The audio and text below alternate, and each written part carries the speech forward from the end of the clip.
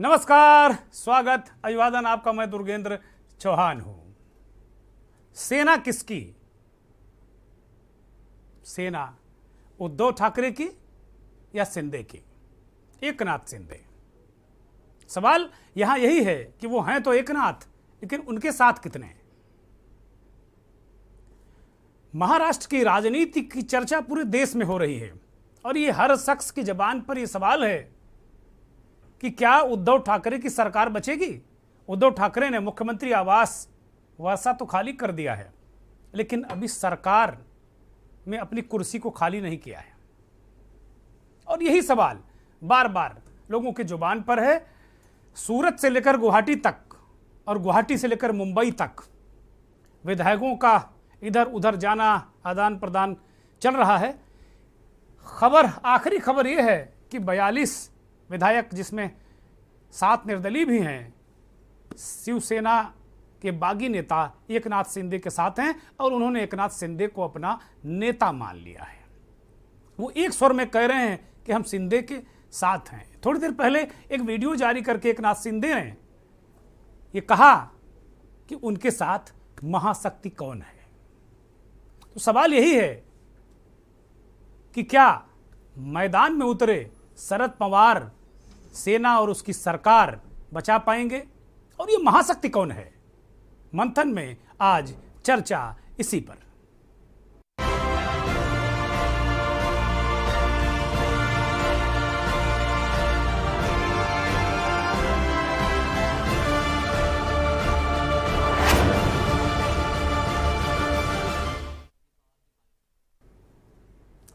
सेना किसकी, ये सवाल है और मंथन में इस सवाल पर हम चर्चा भी करेंगे। लेकिन मोटे मोटे तौर पर ये घटनाक्रम बता दें कि आज शिवसेना के बागी विधायकों ने एक चिट्ठी जारी करके बहुत सारे आरोप मुख्यमंत्री उद्धव ठाकरे पर लगाए और कहा कि 2.5 साल से जब से उनकी सरकार बनी है, ऐसा लगा ही नहीं कि शिव सैनिकों की सरकार है। मुख्यमंत्री उद्धव ठाकरे सेना प्रमुख भी हैं, यानी शिवसेना के प्रमुख, और वो हिंदुत्व की राह से हट गए हैं। विधायकों को अयोध्या जाने नहीं दिया गया। विधायकों को, जो शिवसेना के विधायक, उनको फंड नहीं दिया जाता। उन्हें एनसीपी और कांग्रेस के मंत्रियों के आगे हाथ फैलाना पड़ता है, मोहताजी झेलनी पड़ती है। गुजरात से गुवाहाटी तक यही बवाल मचा हुआ। ये चिट्ठी ने एक तरीके से नई हलचल पैदा कर दी है और शायद उद्धव ठाकरे के खिलाफ ये पहली चार्जशीट है इन बागी विधायकोों की। और ये अभी थोड़ी देर पहले का ये वीडियो है, फुल स्क्रीन एम्बियंस के साथ में इसे सुनाया जाए, सारी तस्वीर साफ हो जाएगी।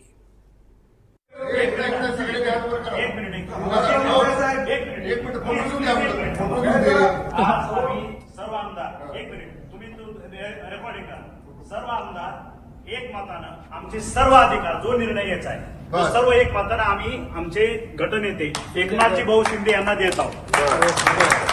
इन बागी विधायकों ने एकनाथ शिंदे को सर्वाधिकार दे दिया है और कहा कि भाई जिएंगे साथ, मरेंगे साथ, साथ रहेंगे, साथ नहीं छोड़ेंगे।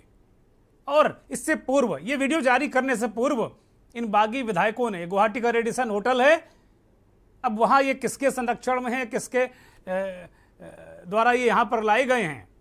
जाहिर सी बात है, इतना बड़ा मैनेजमेंट अकेले एकनाथ शिंदे तो नहीं कर सकते, उनके पीछे महाशक्ति है। और ये बात अब किसी को कहने नहीं पड़ी। 2 राजनीतिक घटनाक्रम अभी थोड़ी देर पहले हुए। एकनाथ शिंदे ये अपने साथियों को भरोसा दिला रहे हैं, बता रहे हैं कि किस तरीके से हमें हिंदुत्व की रक्षा करनी है। और इसके बाद महाराष्ट्र के दिग्गज मराठा नेता शरद पवार ने एक प्रेस कॉन्फ्रेंस करके कहा कि एकनाथ शिंदे ने खुद ही कह दिया कि उनके पीछे कौन है। वो कह रहे हैं कि महाशक्ति है हमारे पीछे। वो साफ इशारा कर रहे हैं भारतीय जनता पार्टी की तरफ। और ये एकनाथ शिंदे ने भी कहा भी कि अगर जरूरत पड़ेगी तो ये महाशक्ति हमारे सामने आएगी। उन्होंने उस महाशक्ति को बताने के लिए विधायकों को यह भी कहा कि वो महाशक्ति ऐसी है जिसने सर्जिकल स्ट्राइक कर दी थी पाकिस्तान पर। ये इस तरीके से उदाहरण देकर एकनाथ शिंदे ने अपने साथियों को समझाने की कोशिश की। और इस वीडियो के बाद सीधे तौर पर शरद पवार ने कहा कि ये भारतीय जनता पार्टी इनके पीछे है। ये शरद पवार नहीं कह रहे, एकनाथ शिंदे ही अपनी बात में कह रहे हैं कि पूरे घटनाक्रम के पीछे भारतीय जनता पार्टी है। शरद पवार ने कहा कि वो सरकार बचाने के लिए अंतिम समय तक अंतिम प्रयास करेंगे। और ये सामूहिक जिम्मेदारी है तीनों दलों की। महाविकास आघाड़ी की जो सरकार है उसमें शिवसेना हो, चाहे कांग्रेस पार्टी हो, चाहे राष्ट्रवादी कांग्रेस पार्टी हो, तीनों की इसमें जिम्मेदारी है। शरद पवार ने एक चिट्ठी भी पढ़ी जिसमें उनके जो समर्थक दल हैं उनके विधायकों की बात कही गई है, समर्थन की बात कही गई है। ये सारी चीज़ें हैं। और वो कह रहे हैं कि भाई बहुमत होटल में नहीं तय होता, बहुमत होटल में थोड़ी बैठ के तय होता, बहुमत तो विधानसभा में तय होगा। और बहुमत के लिए विधानसभा आना पड़ेगा ना, वहाँ बैठ के बहुमत नहीं तय होने वाला। लेकिन वास्तव में जो बात शरद पवार ने अपनी प्रेस कॉन्फ्रेंस में अभी कही वो जरा सुनिए। थोड़ी देर पहले प्रेस कॉन्फ्रेंस की 50 विधायक क्लेम किए जा रहे हैं कि अब शिंदे गुट के साथ हो गए हैं और सरकार माइनॉरिटी में हो गई है और इस्तीफा देना चाहिए। सरकार माइनॉरिटी में है या नहीं, ये एस्टेब्लिश करने का रास्ता विधानसभा है। विधानसभा में जब फ्लोर टेस्ट हो जाएगी तो पता लगेगा कि ये सरकार मेजॉरिटी में। बात ऐसी है कि जो लोग वहाँ गए, वहाँ के उनके नेता हैं, उनका कहना है कि वहाँ ये आघाड़ी में हम गए और वहाँ कांग्रेस, राष्ट्रवादी इन पार्टी के खिलाफ हमारे मन में एक तरह की नाराजगी है। ये बात उन्होंने कही, इसीलिए संजय राउत ने जवाब दिया, आपका यही कहना है तो यहाँ आके कहो, हमारे सामने कहो, और आवश्यकता हो तो हम बाहर फिरने के लिए भी तैयार हैं, मगर ये आसाम में बैठकर नहीं, ये यहाँ आकर कहने की उन्होंने स्थिति दिखानी चाहिए। और यही बात कल उद्धव ठाकरे जी ने बताई। शरद पवार कह रहे हैं कि भाई संजय राउत ये कह चुका कि जो बात होटल में बैठ के करो, यहाँ आओ। जो बात हम अभी आपको बता रहे थे कि शरद पवार ने कहा कि भाई आप ये जो बहुमत है ना ये विधानसभा में तय होगा, उसके लिए मुंबई आना पड़ेगा। और संजय राउत ने कहा कि भाई आप यहाँ आकर कहो, आवश्यकता पड़ेगी तो महाविकास आघाड़ी से भी हम नाता तोड़ लेंगे अपनी पार्टी के नेताओं की जो इच्छा का सम्मान करने के लिए। लेकिन जिस चिट्ठी की बात हम कर रहे थे कि लंबी चौड़ी चिट्ठी है, वो उद्धव ठाकरे के लिए लंबी चार्जशीट विधायकों ने भेजी। वो कह रहे हैं कि 2.5 साल तक विधायकों से वो मिले नहीं। एकनाथ शिंदे ने का जिक्र है उसमें, वो कहते हैं कि भाई एकनाथ शिंदे 3-3, 4-4 घंटे मातोश्री और वर्षा, जो मुख्यमंत्री का सरकारी आवास वर्षा और जो मातोश्री है वो अपना उनका निजी आवास, उसके आगे 2.5 घंटे मंत्री इंतजार करते थे, वो नहीं मिलते थे। आदित्य ठाकरे और उनकी माँ यानी उद्धव ठाकरे की पत्नी, ये इनकी बड़ी अहम भूमिका थी। और उसमें वो एक कोटरी की बात कर रहे हैं कि एक ऐसे लोगों की जो नॉन सेलेक्टेड और नॉन सेलेक्टेड लोग थे लेकिन इलेक्टेड लोग नहीं थे, नॉन इलेक्टेड लोग उद्धव ठाकरे को घेरे हुए थे। इसकी वजह से पार्टी के लोग उनसे नहीं मिल पाए, यही वजह थी कि असंतोष सबसे ज़्यादा हुआ। और सीएम हाउस के दरवाजे शिवसेना विधायकों के लिए बंद हो गए। ये बहुत एक लंबी चौड़ी चार्जशीट उन्होंने एक चिट्ठी के रूप में उद्धव ठाकरे को जो लिखी, उसमें सीधी सीधी उन्हें तमाम आरोप फ्रेम किए हैं इन विधायकों ने। एक अभी कहीं हम देख रहे थे कि एक दृश्य, एक घटनाक्रम का जिक्र था, कहीं ट्विटर पर ये चल रहा था कि 1998 में सोनिया गांधी ने शरद पवार को लोकसभा में कांग्रेस का नेता बनाया और उन्होंने कांग्रेस तोड़ दी। इसी तरह जब महाराष्ट्र में चुनाव हुआ 2019 में और शिवसेना 55 सीटें जीती, तो उस वक्त उद्धव ठाकरे ने भी एकनाथ शिंदे को विधायक दल का नेता बना दिया।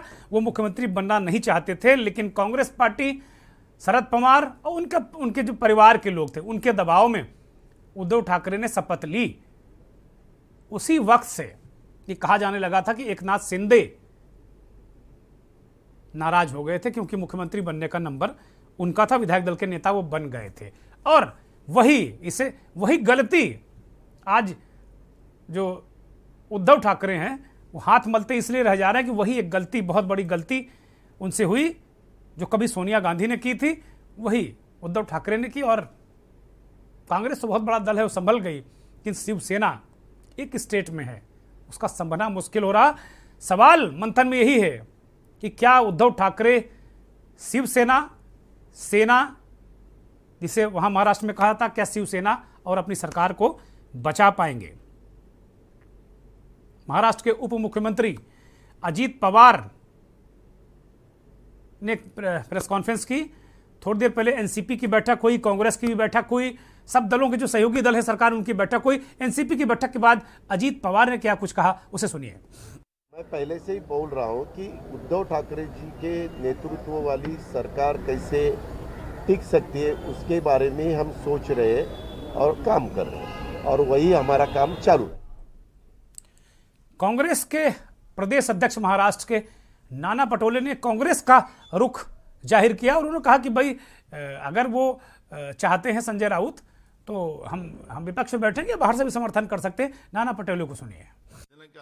देखो, हमारी एकदम क्लियर है स्ट्रैटेजी कि शिवसेना के अंतर्गत का यह मामला है, और जब शिवसेना के अंतर्गत का मामला है, जब मुख्यमंत्री जी ने वर्षा बंगला छोड़ के चले गए हैं, तो हमारी भूमिका स्पष्ट थी, क्योंकि हम तो सत्ता में शामिल होने का नहीं, हमें जो मैंडेट मिला था अपोजिशन में रहने का मिला था।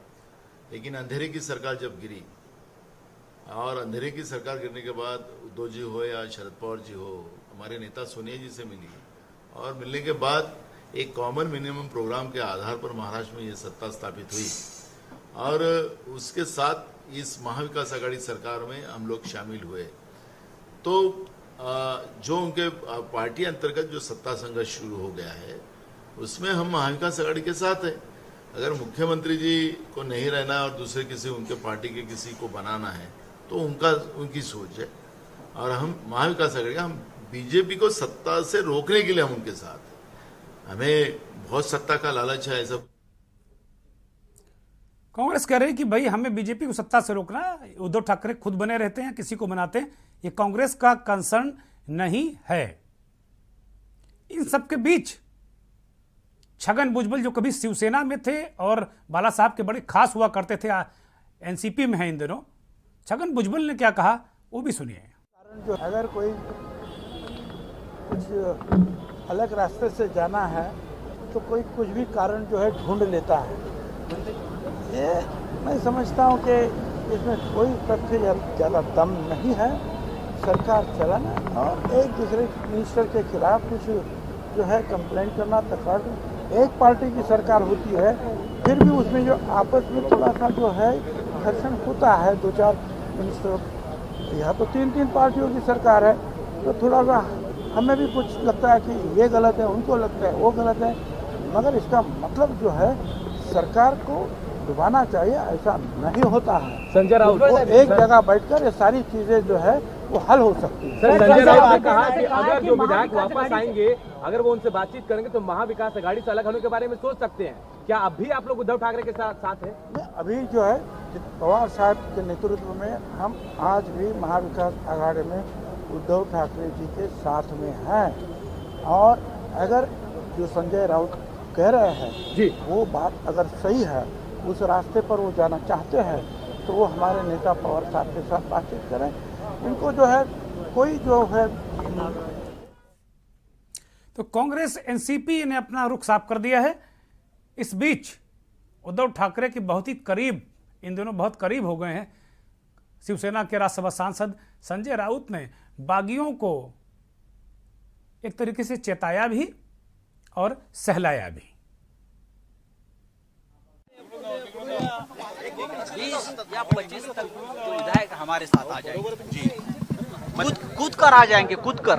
अच्छा, आपने देखा तो विधायकों की कहानी, जोर जबरदस्ती से लेकर गए, हमारा उनके साथ कम्युनिकेशन हो रहा है, आए लीगल बैटल भी चलेगा। बहुत बड़ी गलती लोगों ने की है, उनकी सदस्यता खतरे में है वो लोगों की, उनको मालूम नहीं। दूसरी बात है, अगर वो चाहते हैं कि महाविकास आघाड़ी से हमको बाहर जाना है तो ये बहाना है। ये बात अब हमारे सामने आकर भी कह सकते हो, यहाँ से भागकर किसी स्टेट में जाते हो, बीजेपी आपका कब्जा लेती है, ईडी सीबीआई का डराकर धमकाकर, हाँ, आपके ऊपर बंदूकें लगाकर हमारे खिलाफ लेटर लिखवाती है। ये जो है उससे शिवसेना न झुकने वाली है न डरने वाली है। ज्यादा से ज्यादा क्या होगा भाई, सत्ता जाएगी। हाँ, और क्या होगा, वापस सत्ता आएगी। महाविकास आघाड़ी में बाहर जाने को तैयार है। महाविकास आघाड़ी के वो लोग कह रहे हैं कि बाहर जाना चाहिए, तो क्या अगर वो ये कहते हैं तो आप लोग तैयार हो जाएंगे? आने दो, सामने बैठने दो, सामने आकर बात करने दो। हिम्मत है तो आइए। संजय राउत कह रहे हैं कि भाई हिम्मत है तो आइए, सामने आके बात करिए, बहाना मत बनाइए। और भारतीय जनता पार्टी के साथ जो आप चले गए हैं, उनके इशारे पर जो लिखवा रहे हैं ईडी, ईडी और सीबीआई की धमकी के उसमें जो शिकंजे में हैं, उससे निकलिए। और एक बड़े विश्वास के साथ में संजय राउत कह रहे हैं कि 25 विधायक तो कूद कर आ जाएंगे उनके सामने। ये शब्द बड़ा उत्तर प्रदेश का शब्द है कि कूद कर भागना, कूद कर आ जाना। संजय राउत कह रहे हैं कि 25 विधायक जो 37 शिवसेना के गए हैं, बाकी निर्दलीय हैं, तो 25 तो कूद कर आ जाएंगे हमारे पास, आने तो दीजिए। ये कॉन्फिडेंस है जबरदस्त। और अंत में वो कह रहे हैं कि भाई होगा क्या, आखिर में सरकार जाएगी ना, जाने दीजिए फिर आएगी, बहुत कॉन्फिडेंट हैं। ममता बनर्जी और मल्लिकार्जुन खड़गे राज्यसभा में कांग्रेस के नेता हैं और नेता प्रतिपक्ष हैं। दोनों ने इस मामले को नया एंगल देने की कोशिश की। ममता और खड़गे ने एक कहा कि ये जो पूरा प्रकरण है ना, राष्ट्रपति चुनाव में जो भारतीय जनता पार्टी कहीं ना कहीं जो एनडीए का गठबंधन है, वो कहीं ना कहीं थोड़ा उनको संदेह है, चिंता है कि कहीं वो सफल ना हो। इस वजह से वो जो राष्ट्रपति का चुनाव है उसकी वजह से सारा खेल करा रहे हैं। और इसके बाद उन्हें पता है कि वहाँ बहुमत की सरकार वो नहीं बनवा पाएंगे या बना पाएंगे। वो केवल राष्ट्रपति चुनाव तक का खेल है, इसमें डील हुई है। और ममता बनर्जी की पार्टी टीएमसी के तो नेताओं ने, कार्यकर्ताओं ने गुवाहाटी के रेडिसन होटल के बाहर प्रदर्शन भी किया, हंगामा किया इस बात को लेकर। तो पहले खड़गे को सुनिए, फिर ममता जी को। राज्यों में भी पहले से इन्होंने ऐसा ही किया था, जैसा कि हमारे राज्य में कर्नाटक में भी, वहाँ पे भी 16-17 लोगों को खरीद फरोख्त करके, निकाल के, डरा के, ईडी का केसेस लगा के, सीबीआई को लगा के उन्होंने कर्नाटक में किया, मध्य प्रदेश में भी किया, गोवा में भी किया, मणिपुर में भी, उत्तराखंड में भी किया। हर जहां पर सरकार थी या जो कांग्रेस की मेजॉरिटी थी, उसको निकाल कर उसको माइनॉरिटी में लाके अपनी गवर्नमेंट लाने की पूरी कोशिश की, ये आप सबको मालूम है। तो अभी वही महाराष्ट्र में भी वो अपना पवित्रा चला रहे हैं। और ये चुनाव तो हो रहा है प्रेसिडेंट का, तो इसीलिए ये भी एक उनको होना है, नंबर्स होना है, इसीलिए ये कोशिश पूरा वो कर रहे हैं। Democracy is totally, it is bulldozed by BJP government. I feel sad. It's an unfortunate fact that the federal structure, it is totally demolished by BJP government. There is a presidential election, you will appreciate that. And this BJP government, they have less, approximate more than 1 lakh votes. So they have pick and choose this time to topple the Maharashtra government like a unethical matter, unconstitutional attitude, just howla money. I do not know. They arrest each and everybody for CBI case and ED case. Democracy is totally. तो कुल मिलाकर ममता बनर्जी कह रहे हैं कि democracy को bulldoze कर दिया गया है। हम तो समझ रहे थे कि उत्तर प्रदेश में ही बाबा का बुलडोजर चल रहा है, कि ममता जी कह रहे हैं कि पूरे देश में डेमोक्रेसी पर ही बुलडोजर चला दिया गया। हवाला के पैसे का इस्तेमाल किया जा रहा है, लोगों को डराया जा रहा है, धमकाया जा रहा है। और ममता जी इसकी वजह बताती हैं कि करीब 1 लाख वैल्यू वोट जो राष्ट्रपति का इलेक्शन हो रहा है, उसमें लगभग 1 लाख जो वैल्यू वोट हैं, उनसे जो एनडीए है वो पिछड़ रही है। उन्हीं वोटों का इंतजाम वो विभिन्न तरीके से, साम दाम दंड भेद, इसकी वजह से वो कर रहे हैं। इस पूरे विषय पर कि क्या उद्धव सरकार बचा पाएंगे अपनी पार्टी शिवसेना को बचा पाएंगे, और बहुत सारे एस्पेक्ट जो ममता ने सवाल उठाए, जो खड़गे ने सवाल उठाए, ये भी बड़े सवाल हैं डेमोक्रेसी के लिए कि क्या राष्ट्रपति चुनाव के लिए सब सारी चीज़ें हो रही हैं, क्या डेमोक्रेसी बुलडोज हो गई है। ममता बनर्जी ने एक नया एंगल दे दिया चर्चा के लिए। हमारे साथ देश के जाने माने राजनीतिक संपादक, वरिष्ठ पत्रकार, राजनीतिक विश्लेषक आलोक भदौरिया जी जुड़ गए हैं। भदौरिया जी, बहुत स्वागत, बहुत अभिनंदन। महाराष्ट्र से बहुत ही वरिष्ठ पत्रकार, राजनीतिक विश्लेषक श्याम गिरी जी जुड़ गए हैं, आपका भी बहुत स्वागत, बहुत अभिनंदन, बहुत नमस्कार। सुधा मिश्रा जी बहुत प्रखर प्रवक्ता हैं कांग्रेस की, सुधा जी भी जुड़ गई। सुधा जी बहुत नमस्कार। थोड़ी देर में शिवसेना के नेता विश्वजीत सिंह जुड़ेंगे और हमारे मुंबई से संवाददाता दिनेश शुक्ला भी जुड़ेंगे। मुझे लगता है कि श्याम गिरी जी महाराष्ट्र में हैं, पहला सवाल उन्हीं से बनता है कि ये जो पूरा प्रकरण, क्या उद्धव का जो कमजोर नेतृत्व था या एक तरीके से वो घेर दिए गए थे, जैसा कि एकनाथ शिंदे की जो और उनके समर्थक, उनकी चिट्ठी में कहा जा रहा है कि एक तरीके से जो सिलेक्टेड लोग हो, इलेक्टेड लोग नहीं, वो कह रहे हैं इलेक्टेड लोगों को तो मिलने की जगह नहीं थी, वहां पर घुसने नहीं पाते थे। जो सिलेक्टेड लोग थे उन्होंने एक घेरा बना लिया था, उसकी वजह से वो अपनी पार्टी और विधायकों से दूर हो गए। ये एक बड़ी बात। और क्या राजनीतिक वहाँ माहौल है, क्या चीज़ें चल रही हैं श्याम गिरी जी? जी, मैं ऐसा देख रहा हूँ यहाँ पर जो एक रही बात एकनाथ शिंदे जी की, तो मैं उनको करीब 25 साल से जानता हूँ और एक तरह से उनके ही कंस्टिट्यूशन में रहता भी हूँ और यहीं से पत्रकारिता भी करता हूँ, ठाणे मुंबई से। तो एकनाथ शिंदे जी की बात जो है कि जहाँ तक सवाल है कि वो जमीन से जुड़े हुए हैं और उनके काफ़ी समर्थक हैं यहाँ पे, मुंबई ही नहीं, थाना ही नहीं, पूरे महाराष्ट्र में काफ़ी समर्थक हो गए हैं जब से वो 2 बार कैबिनेट मिनिस्टर बने हैं और उनको जो जवाबदारी दी गई, खासकर पार्टी से भी बहुत लगाव से जुड़े हुए रहते हैं और हर काम वो बारीकी से करते हैं और हर जो शिव सैनिक है उनको पूरा समय भी देते हैं और उनके हर प्रॉब्लम्स को उसको निपटाते भी हैं। तो जहाँ तक शिंदे साहब का सवाल है, वो कभी इस तरह का फैसला तो नहीं ले सकते थे कि वो बगावत भी करें, लेकिन जब सर बोलते हैं ना, जब पानी सर के ऊपर जाता है तो कुछ ना कुछ निर्णय लेना पड़ता है।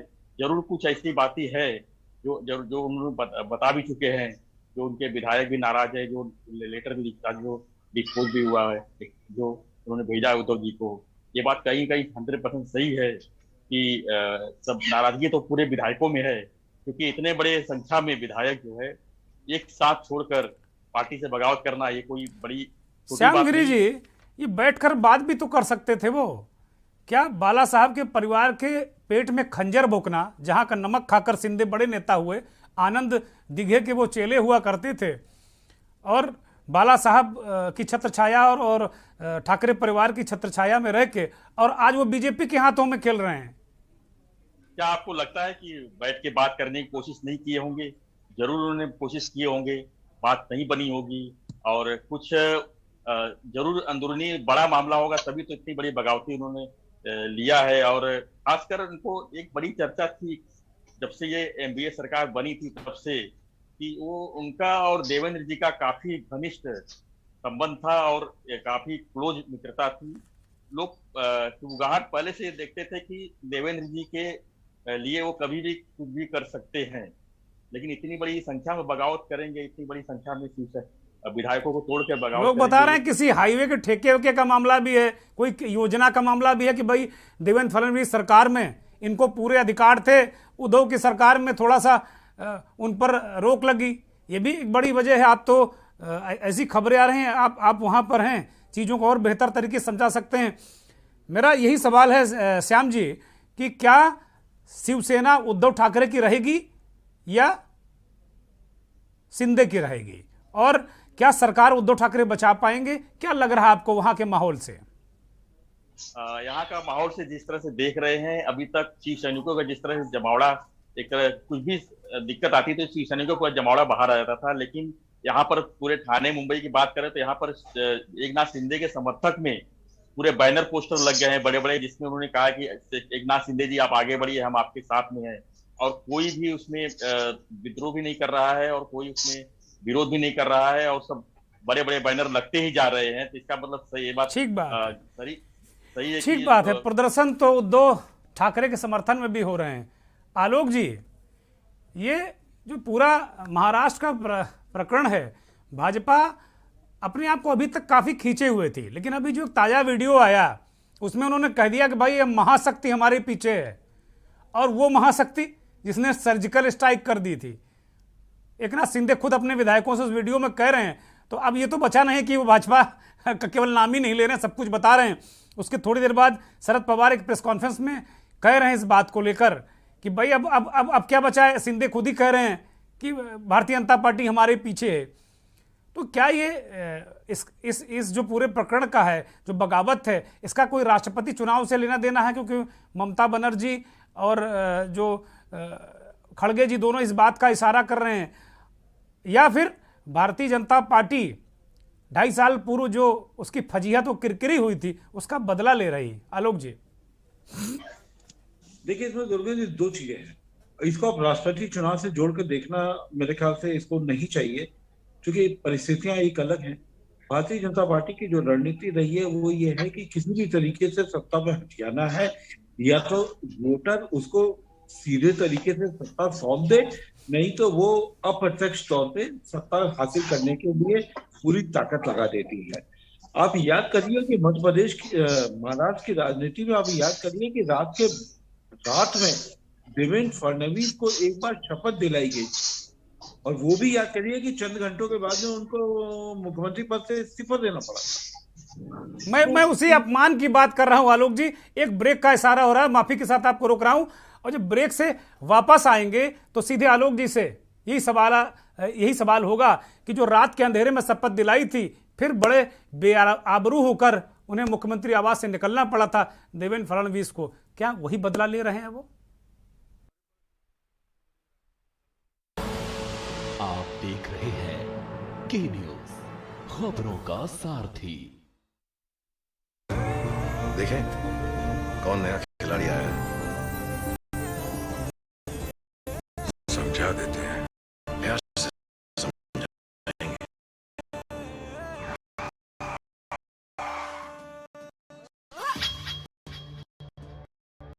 ये तो अपनी जुबान है। जुबान एक हो तो दिल भी एक होने चाहिए। मां केसरी। तड़का लगे तो सभी दबा के खाते हैं। गोल्डी हिंग कण कण में जान। हर लेट नाइट पार्टी टेंशन का जश्न, जोड़ी हो जाती तो जश्न का जश्न। जहां इंडिया करे सेलिब्रेट शहीद।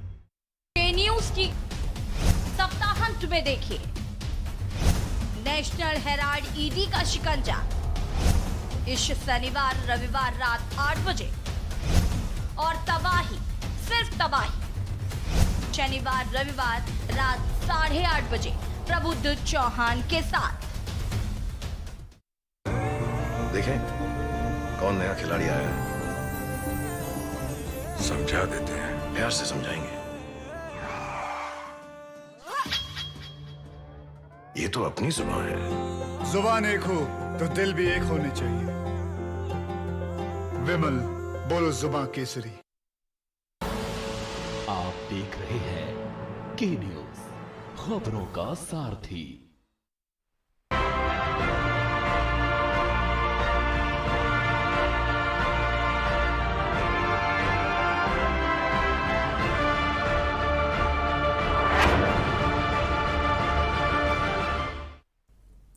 ब्रेक से वापस आ गए हैं। ब्रेक पर जाने से पहले हमने एक सवाल किया था आलोक जी से कि क्या भारतीय जनता पार्टी जो 2.5 साल पहले उनके जो मुख्यमंत्री पद की शपथ लेने वाले देवेंद्र फडणवीस को कुछ ही घंटों में सत्ता छोड़नी पड़ी थी, क्या उसका बदला ले रही है, या राष्ट्रपति चुनाव से इसका कुछ लेना देना है, जैसा कि देश के 2 बड़े नेता ममता बनर्जी और खड़गे जी कह रहे हैं?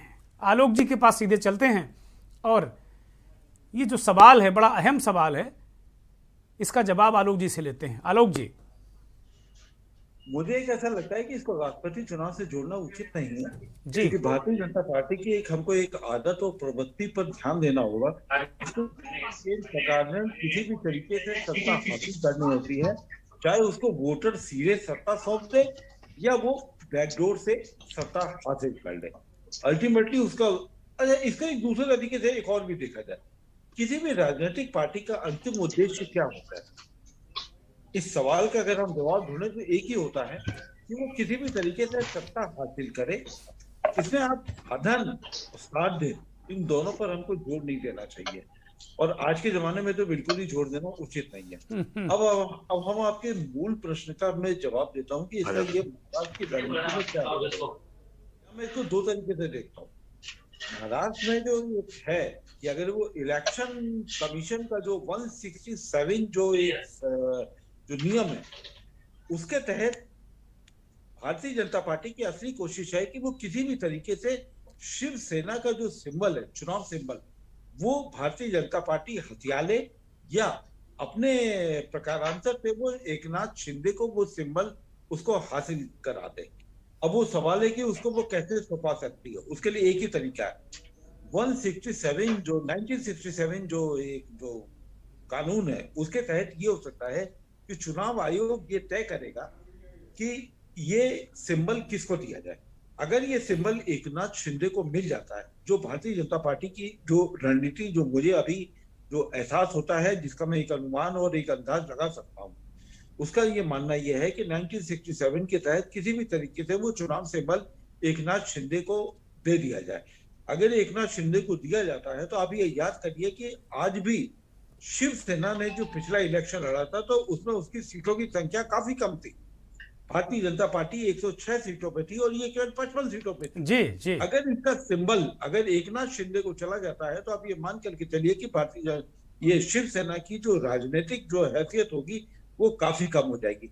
अब यहाँ पर एक सवाल खड़ा होता है, जो प्रमुख तौर पर सवाल होता है, क्या शिवसेना एकनाथ शिंदे को अपने नेता मान लेगी? क्या वो उद्धव ठाकरे को उस लकीर से, उस अहमियत से अलग कर देगी? ये एक बड़ा सवाल है। ठीक है, इसको अगर हम थोड़ा सा एक और अलग लेकर के देखें, आप याद करिए कि अगर जैसे कांग्रेस की, अगर आप केंद्रीय स्तर पर अगर कांग्रेस को देखें तो क्या राहुल गांधी और सोनिया गांधी से अलग कांग्रेस का कोई वर्चस्व है, कोई वजूद है? यही स्थिति शिवसेना की वहां भी लागू होती है, महाराष्ट्र में भी। क्या उद्धव ठाकरे को आप अलग करके शिवसेना क्या एकनाथ शिंदे के हवाले से आप कर सकते हैं? कानूनी तौर पे तो हो सकता है, लेकिन मतलब वो भी चुनाव आयोग के हवाले से। वो इसलिए, देखिए सबसे महत्वपूर्ण चीज है इस महाराष्ट्र की राजनीति का जो सबसे बड़ा पेश ये है कि भारतीय जनता पार्टी ने अभी तक विधानसभा सत्र बुलाने की मांग नहीं की है। इसका मतलब क्या है? इसका दो मतलब है। एक हमको समझना पड़ेगा, एक ये समझना पड़ेगा कि महाराष्ट्र में अभी तक स्पीकर का चुनाव नहीं हुआ है। जो डिप्टी स्पीकर है वही उनका कार्यभार संभाल रहे हैं जी, और वो किसके हैं? वो एनसीपी के। यानी महाराष्ट्र विधानसभा में फ्लोर टेस्ट अगर कुछ होता है, आप ये मान करके चलिए एनसीपी की भूमिका बहुत बड़ी होने जा रही है। लेकिन एक चीज ये भी ध्यान रखना चाहिए, एनसीपी आज की तारीख में उद्धव ठाकरे के साथ में मिलकर खड़ी हुई है। यानी बीजेपी के पास केवल एक ही हथियार बचा है, वो है चुनाव आयोग। यानी 1967 के कानून के तहत एकनाथ शिंदे दावा करें कि शिवसेना सिर्फ उन्हीं के पास में है, यानी असली शिवसेना उन्हीं के पास में है। अब सवाल ठीक बात है। आलोक जी ने इस पूरी चर्चा को एक नया एंगल दे दिया। सुधा जी वो कह रहे हैं कि भाई जैसे चिराग पासवान से छिनवा लिया, ये छिन गया, उनके चाचा को पकड़ा दिया गया सिंबल, और चिराग पासवान इधर उधर घूमते रहे, संघर्ष करते रहे पार्टी एक तरीके से। इसी तरीके से बहुत सारे उदाहरण, अपना दल का भी उदाहरण है, बहुत सारे दल का उदाहरण है।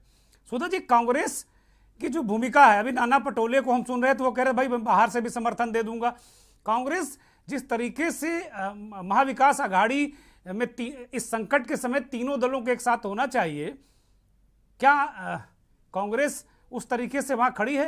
क्योंकि नाना पटोले के 2-3 बयान आज दिन में आए, वो लगातार अजीत पवार पर आरोप लगाते हैं, वो कई लोगों पर आरोप लगाते हैं कि उनके कोटे के जो मिनिस्टर हैं उनको फंड नहीं मिलता। जो बात शिव सैनिक जो नाराज शिवसेना के आमदार हैं, विधायक हैं, वो कह रहे हैं, वही बात नाना पटोले कह रहे हैं। बड़ी निर्गुण टाइप की भूमिका है कांग्रेस की वहां। सुधा जी।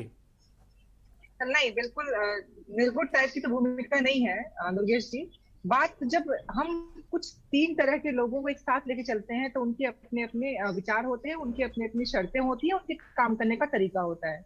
यहाँ पे जो समस्या आई हुई है, जहां तक आप सभी और सबको पता है कि ये समस्या उस संगठन पे नहीं है, ये समस्या उन विधायकों की है जो कि एक मुख्य पार्टी से जुड़े हुए हैं। अब जाहिर सी बात है कि अगर हम परिवार में 3 तरह के लोगों को लेकर चलते हैं तो सबके विचारों को एक साथ समाहित किया गया, उसके बाद एक नाम दिया गया, लेकिन सबके अपने अपने इंडिविजुअलिटी भी है, उसको हम अलग नहीं कर सकते हैं। अब यहाँ पे प्रॉब्लम जो आई है, जो अभी हमारे वरिष्ठ पत्रकार जी बात कर रहे थे, जो मुख्य समस्या है कि यहाँ पे किसी भी तरह से, यहाँ पे जो ईमान की स्याही है कि इनको किसी भी तरह से अपनी सत्ता बनानी है या फिर शिवसेना को खुद में समाहित कर लेना है। क्योंकि एक नाथ जी ऐसा नहीं कि अच्छे पद पे काम नहीं कर रहे थे या उनको कोई अच्छा पद नहीं मिला था। जितनी भी समस्याएं थी वो 2.5 साल में रही होंगी, अचानक तो पैदा नहीं हुई। इसका मतलब किसी न किसी तरीके से इनको सियासत के उस ईमान को हटा के, होता है ना कि जब आपको सत्ता हर जगह चाहनी है, आपको चलाना ही है लोटस ऑपरेशन, तो आपको सत्ता हर जगह चाहिए। तो सियासत में ईमान की स्याही सूख जाती है, इनको हर हाल में बस सत्ता की भूख नजर आती है।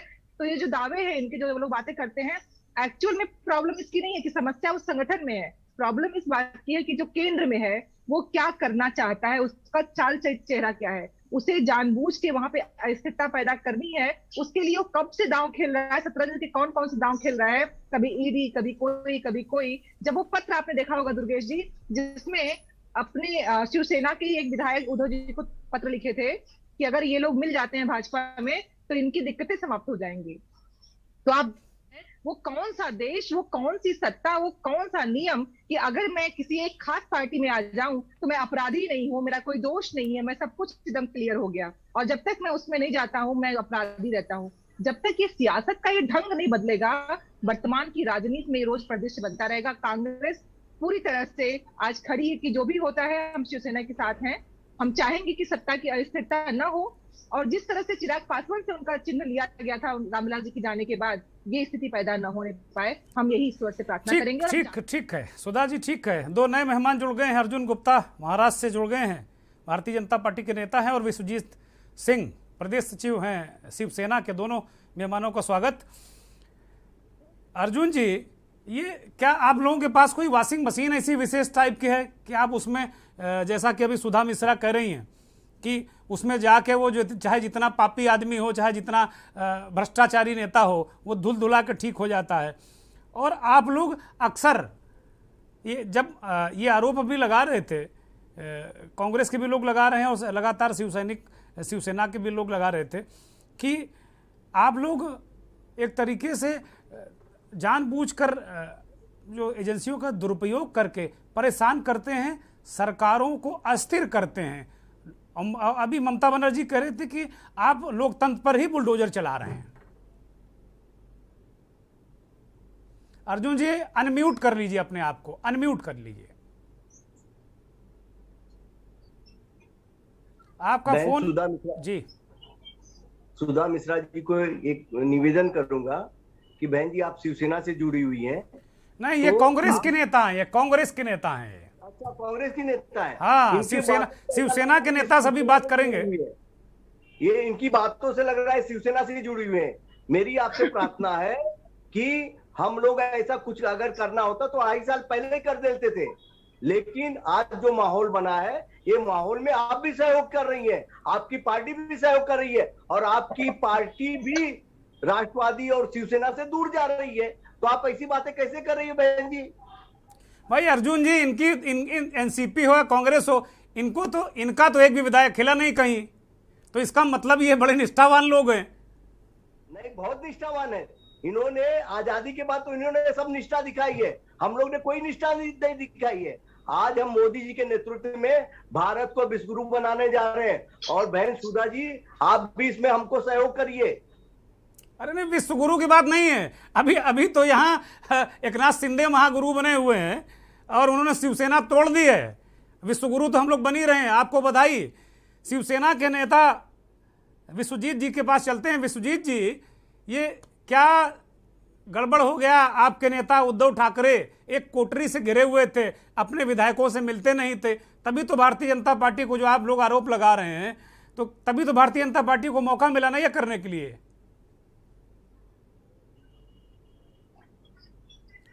अनम्यूट करिए अपने आप को।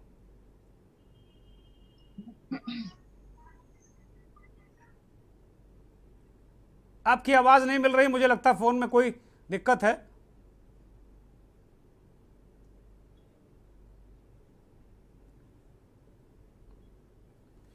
लग रहा है कि आवाज नहीं आ पा रही है।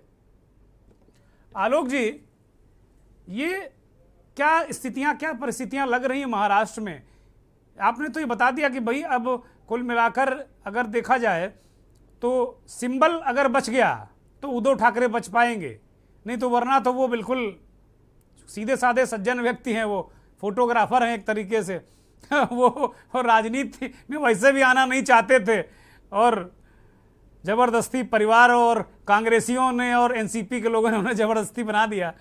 तो आपको क्या लग रहा, क्या महाराष्ट्र की परिस्थितियां लग रही? देवेंद्र फडणवीस दिल्ली आ गए हैं, शरद पवार कह रहे हैं कि भाई उन्हें राजनीति का बहुत बड़ा खिलाड़ी माना जाता है, वो कह रहे हैं आखिरी वक्त तक इंतजार करेंगे और जो फ्लोर टेस्ट है वो रेडिसन होटल गुवाहाटी में नहीं होगा, वो तो यहाँ विधानसभा में ही होगा।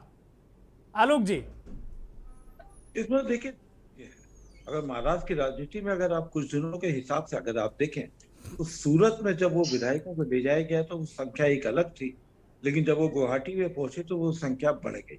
और अब जो तस्वीर जारी की गई है वो तस्वीर कुछ एक अलग ही कहानी बयान करती है, जो वो उद्धव ठाकरे की मजबूती को थोड़ा सा नकारती है। वो तस्वीर बताती है कि उद्धव ठाकरे उतना मजबूत नहीं है। लेकिन शिवसेना का जो एक अहम मुद्दा है, जो एक अहम सवाल है, वो ये है कि जितने भी लोग गुवाहाटी में है, बात उससे नहीं बनेगी वो पहले महाराष्ट्र में आए, वो पहले मुंबई में आए।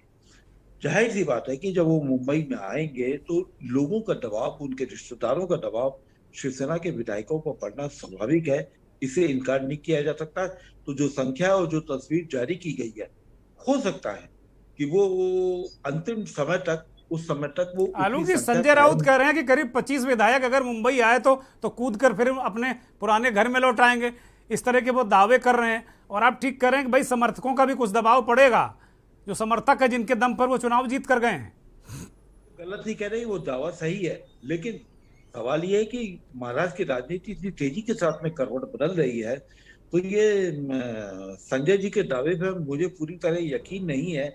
ऐसा होना चाहिए, ये एक सैद्धांतिक तौर पे सही है कि जब वो महाराष्ट्र की जमीन पे आ जाएंगे तो वो संख्या निश्चित तौर पे कम होनी है, इसमें कोई संदेह नहीं है। लेकिन अब आप दूसरी बात ये समझिए, अगर वो फ्लो टेस्ट नहीं होना है, अगर वो फ्लो टेस्ट नहीं होना है तो आप ये मान के चलिए यहाँ पर दो परिस्थितियां हैं। एक तो ये कि जो आपके जो राज्यपाल हैं वो कोरोना से पीड़ित है, अस्पताल में भर्ती हैं, यानी अब इस राज्यपाल का कार्यभार किसको सौंपा जा सकता है? गोवा वाले राज्यपाल को। अब गोवा वाले राज्यपाल क्या करेंगे? यानी शिवसेना की जो रणनीति है कि वो किसी भी तरीके से विधायक महाराष्ट्र में आए तो महाराष्ट्र में तो आएंगे नहीं, फिर वो चले जाएंगे गोवा। तो यानी बीजेपी की यहाँ पर फिर एक एडवांटेज पोजीशन है, जो एक लॉन टेनिस की भाषा में जो कहा जाता है टेस्ट में कि एडवांटेजेस पोजीशन में इस समय बीजेपी आ चुकी है। अब कुल मिलाकर ये है कि उद्धव ठाकरे को एक कमजोर पिच पे अपने को कैसे बनाए रखना है, ये बहुत बड़ा सवाल है। लेकिन अगर फ्लो टेस्ट होता है, आप ये मान कर चलिए कि जो डिप्टी स्पीकर है, जो इस समय स्पीकर का काम देख रहे हैं, वो एनसीपी के नेता है, यानी शरद पवार आज की तारीख में मजबूती के साथ में उद्धव ठाकरे के साथ में लड़े हुए हैं, उद्धव ठाकरे के साथ में खड़े हुए हैं।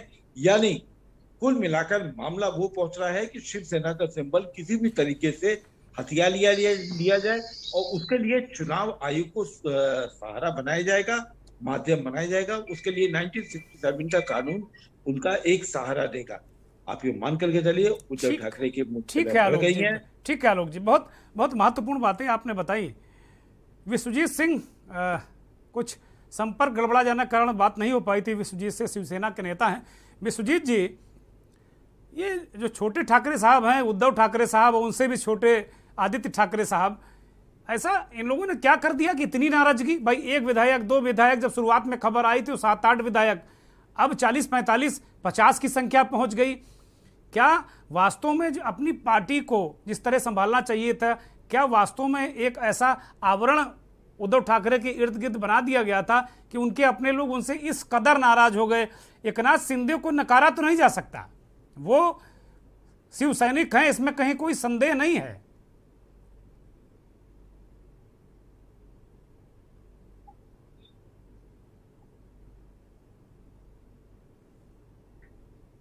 विश्वजीत जी,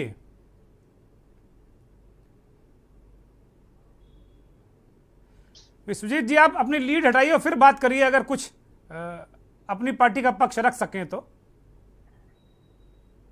विश्वजीत जी,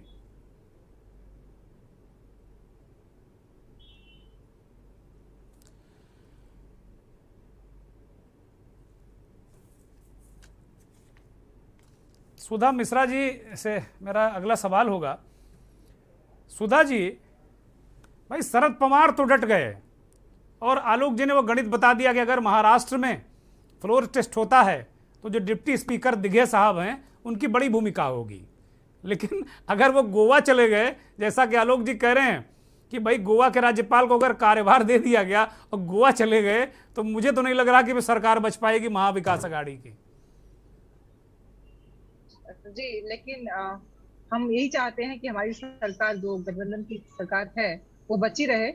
और जिस तरह से सभी लोग मिलकर प्रयास कर रहे हैं अपने नेताओं से संपर्क करने के, और चीजें बेहतर, क्योंकि अचानक इस तरह से ये स्थिति पैदा होगी, जाहिर सी बात है कहीं ना कहीं प्लानिंग बहुत दिन से चल रही होगी। और आप जानते हैं कि कहीं ना कहीं इसका चुनाव से, राष्ट्रीय चुनाव से भी कहीं ना कहीं बीजेपी वोटों को जड़ बना रही है, ये आप भी जानते हैं, सभी लोग जानते हैं।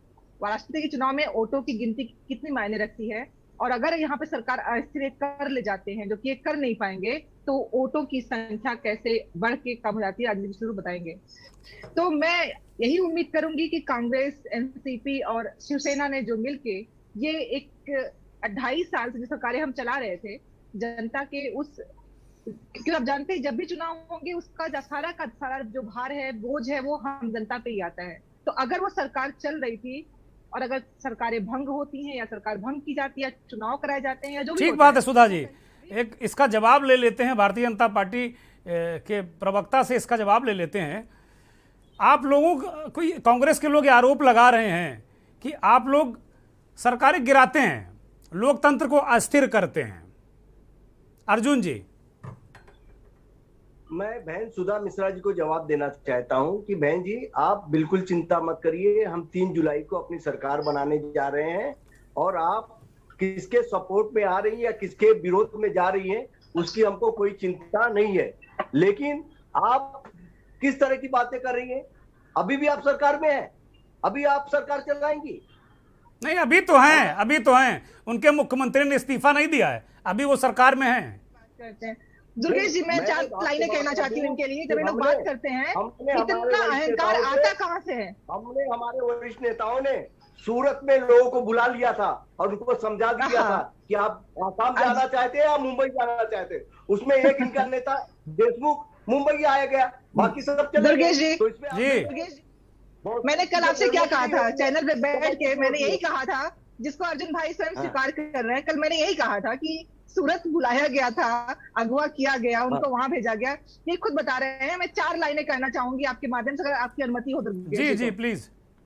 बिल्कुल, क्योंकि ये लोग जिस तरह से बातें करते हैं, लगता है इतना दर्प, इतना अहंकार आता कहां से है। तो 4 लाइनें हैं कि तलवे चाट कर जीने वालों, सही गलत करना सीखो, जो सत्य वचन बन सत्य रहे उसको ही कहना सीखो, कब तक दूसरों के चश्मों से नजरें ये धुदलाओगे, अगर जीवित हो सच में तो सच देख परखना सीखो, तथ्य देख परखना सीखो। बड़ी बड़ी बातें नहीं। ठीक है।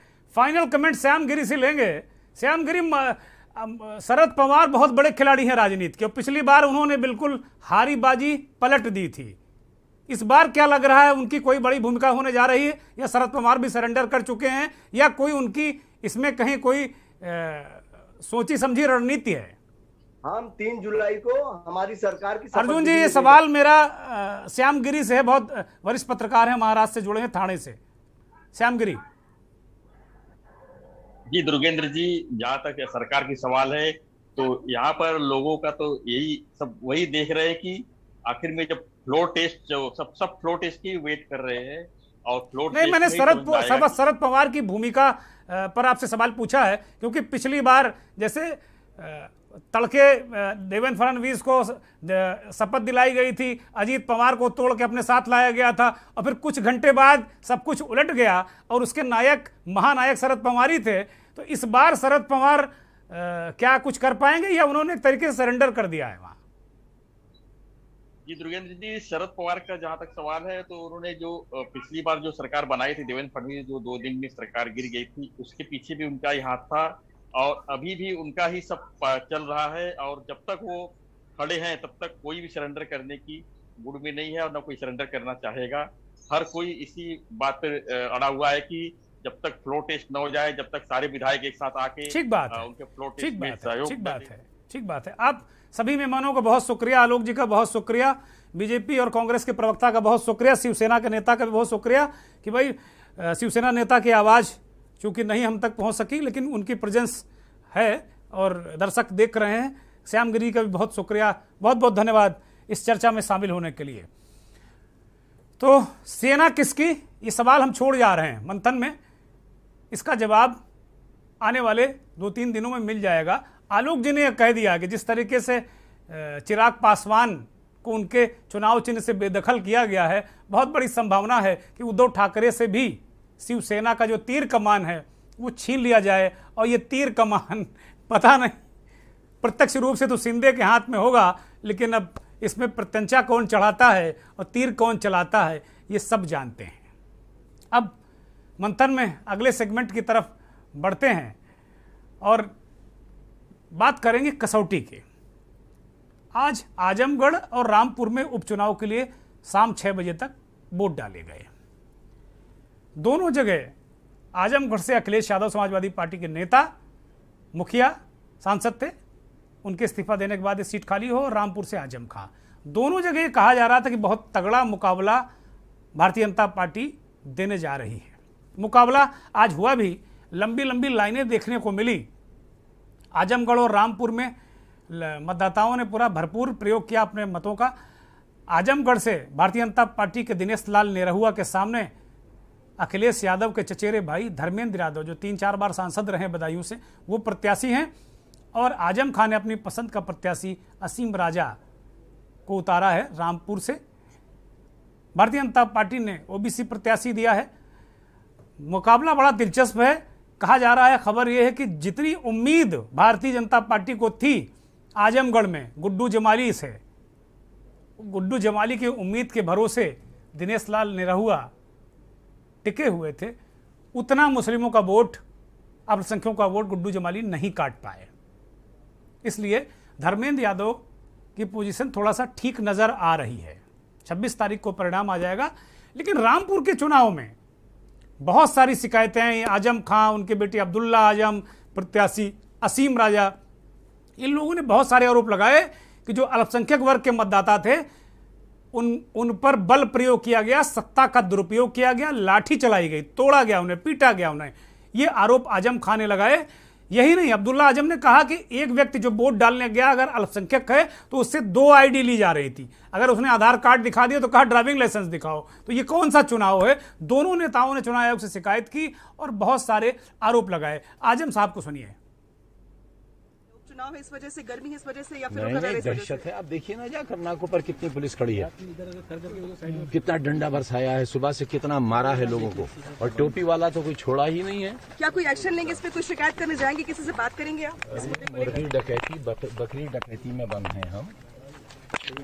किताब डकैत, फर्नीचर डकैत, भैंस डकैत। मंत्री रहते हमने, हमारी पत्नी ने, हमारे बच्चे ने शराब की दुकान लूटी है, 16,900 रुपया गले से लूटा है। हम कैसे विरोध कर सकते हैं? हमें कहां से अधिकार हो गया विरोध करने का? हम खड़े हैं आपके सामने, हमें हिंदुस्तानी आप मान लें, यही बहुत हमारा सौभाग्य होगा। इलेक्शन कमीशन तो जाएंगे ना अपनी शिकायत को? क्या करेंगे जाकर? कौन सी ऑर्गेनाइजेशन ऐसी हिंदुस्तान की जो स्वतंत्र है? कौन सी है? आप ही बता दीजिए। मैं कहाँ आरोप लगा रहा हूँ? मैं तो सच कह रहा हूँ। आरोप लगाऊंगा तो एक आरोप का मुकदमा कायम।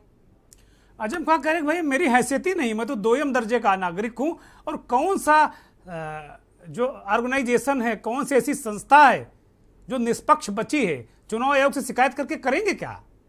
आजम की पत्नी और पूर्व सांसद तंजीम फातिमा ने भी गंभीर आरोप लगाए। भाईचारे अपने मैंने विकास और भाईचारे के मुद्दे पर ही वोट दिया है।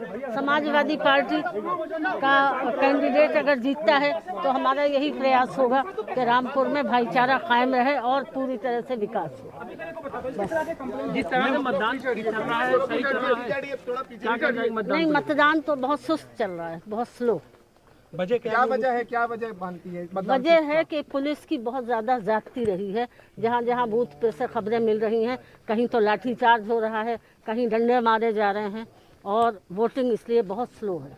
पर भी मैंने आपको बताया ना कि जगह जगह जहाँ बूथों पर वोटिंग स्लो हुई है, वहाँ पर पुलिस की ज्यादती की शिकायतें मिल रही हैं कि पुलिस वोटिंग प्रक्रिया को चलने नहीं दे रही।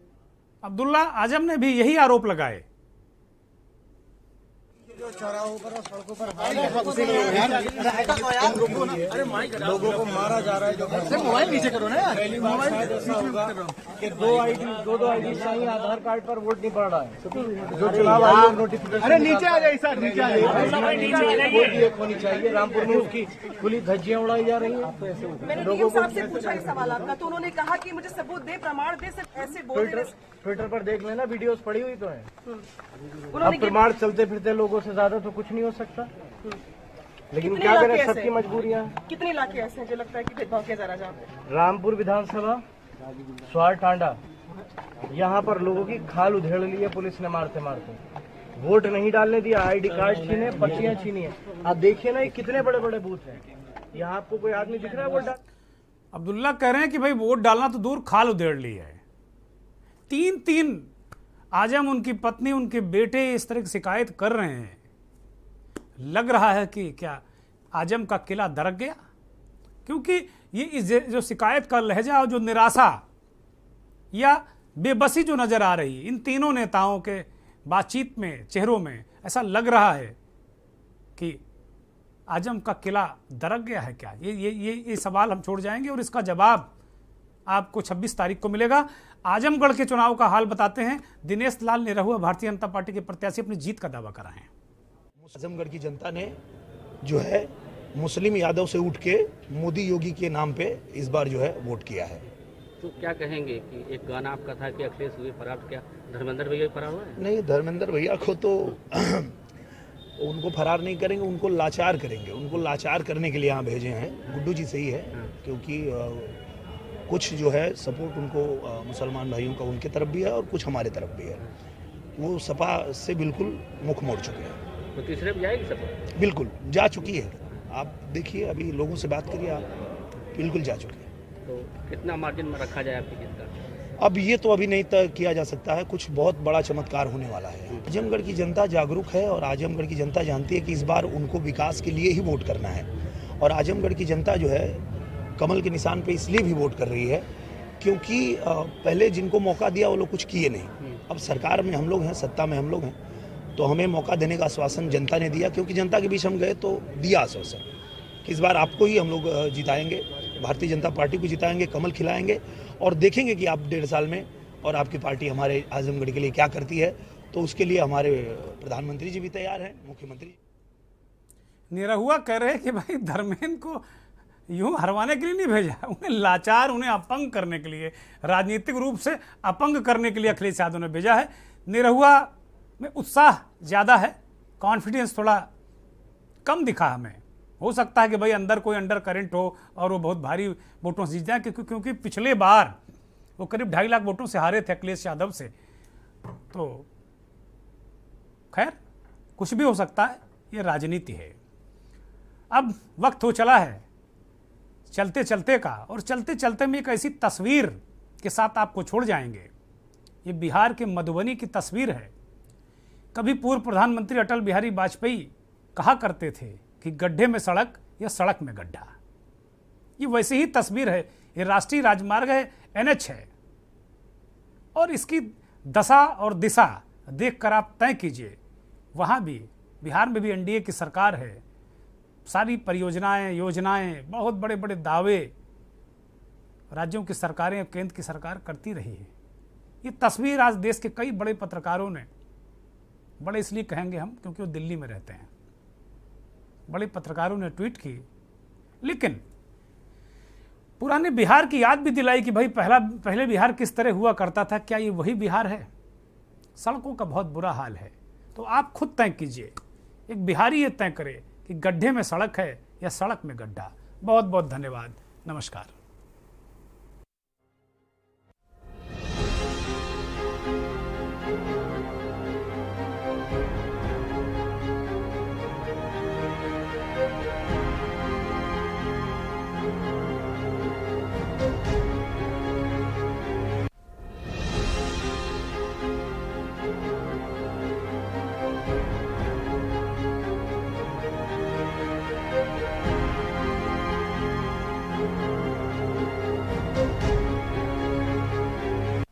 इस कार्यक्रम के प्रायोजक करता है रामा हॉस्पिटल, किफायती एवं बेहतर स्वास्थ्य सेवाएं। समर कूलर और होम अप्लायंसेस लीजिए और बेफिक्र हो जाएगी।